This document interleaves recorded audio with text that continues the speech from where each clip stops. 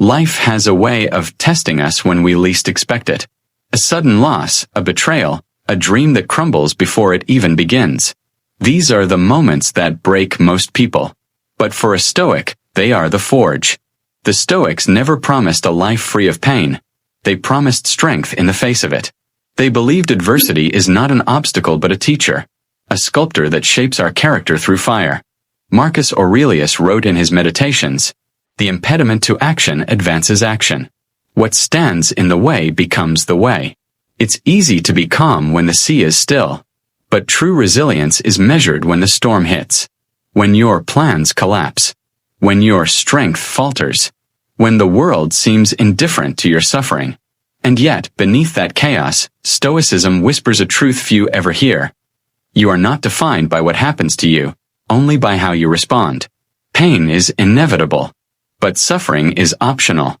You can choose to crumble under pressure, or you can choose to rise, stronger and more grounded than before. Adversity strips away illusion. It reveals what truly matters: courage, virtue, wisdom, and control. These are not just Stoic ideals. They are survival tools. The storm is not your enemy. It is your awakening. Every Stoic begins with one question: what is within my control? It sounds simple, but this question carries the weight of freedom. Because most of our pain comes from trying to control what we never could. The opinions of others. The past. The future. The outcome of things that belong to fate, not to us. Epictetus, born a slave, understood this truth better than anyone. He said, "Some things are up to us and some are not." Within our control lie our choices, our judgments, our actions. Beyond our control lie everything else. The Stoic blueprint for resilience begins here. In the quiet acceptance of this boundary. When you stop fighting what you cannot change, you reclaim all the energy you once wasted on resistance. You begin to live with purpose. Acceptance is not surrender. It's clarity. It's seeing the world as it is, not as you wish it to be. The river of life will carry you through unpredictable turns. But if you stop struggling against the current and instead learn to navigate with calm awareness, you'll find flow, even in chaos. This is where resilience begins. Not in the denial of hardship, but in the understanding that hardship cannot touch your will unless you let it. Freedom is not found in control over others or circumstances. It's found in mastery over your own mind.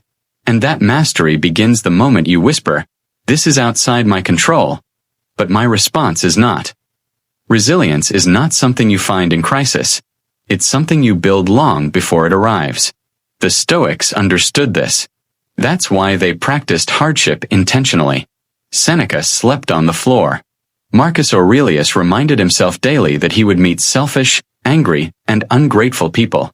Epictetus trained his students to prepare for loss by imagining it, not out of fear, but out of readiness. This practice, called premeditatio malorum, the premeditation of evils, is a Stoic exercise in mental armor. It's not pessimism. It's preparation. It transforms anxiety into awareness and fear into fortitude. When you rehearse adversity in your mind, reality can't shock you. You begin to see that even loss cannot truly harm you if your peace comes from within. The Stoics also practiced negative visualization, imagining the loss of what they love, a home, a friend, even life itself. This was not to create despair but to deepen gratitude. Because when you realize everything is temporary, you stop clinging. You begin to live fully without fear. Modern life shields us from discomfort, but in doing so it weakens us. Stoicism calls us back to discomfort, to choose simplicity over excess, silence over noise, reflection over reaction. Every challenge, every delay, every rejection is a test of your inner discipline. Resilience is not toughness. It's adaptability. It's the strength to bend without breaking, to lose everything and still remain yourself. And that strength is built, day by day, through conscious practice. The world will never stop being unpredictable. The Stoics knew this, and that's why they built their peace not on comfort, but on perspective. Marcus Aurelius, the Emperor of Rome, faced betrayal, war, and plague, yet his writings radiate calm. Because he understood that peace is not found in external stability, but in inner stillness. The Stoics practiced the art of ruling the inner citadel, the fortress of the mind. No matter how much the world outside crumbled, they protected that space from panic and despair. When you cultivate this mindset, life changes. You stop reacting to every insult, every setback, every loss. You begin to act, not from impulse, but from reason. You learn to pause, to breathe, to step back from emotion and ask, does this truly matter? That moment of pause is where freedom lives. When you no longer let your emotions dictate your actions, you become untouchable. Not cold, not numb, but unshakable. The Stoics didn't reject emotion. They sought mastery over it. They believed in feeling deeply but wisely. Anger becomes clarity. Fear becomes focus. Pain becomes fuel. To live as a Stoic is not to escape life, but to engage with it fully. Calmly, intentionally, and courageously. Even when the world burns, the Stoic's fire burns inward, as light, not destruction. True resilience is not loud. It's quiet. It's the calm heartbeat that says, I can endure this. I have endured worse. And I will grow stronger still. The Stoic blueprint for resilience is not a secret formula. It's a way of living. It begins with awareness. Recognizing what is and isn't within your control. It grows through acceptance. Embracing what life gives, without bitterness or denial. It deepens with practice. Training the mind through reflection, simplicity, and voluntary hardship. And it blossoms into peace. A calm that no storm can shake. The Stoic life is not passive. It's powerful because it teaches you to act with virtue, to live with purpose, and to endure with grace. Every challenge becomes an opportunity for strength. Every failure becomes a teacher. Every pain becomes part of your transformation. When you stop asking, why me? And start asking, what can I learn from this?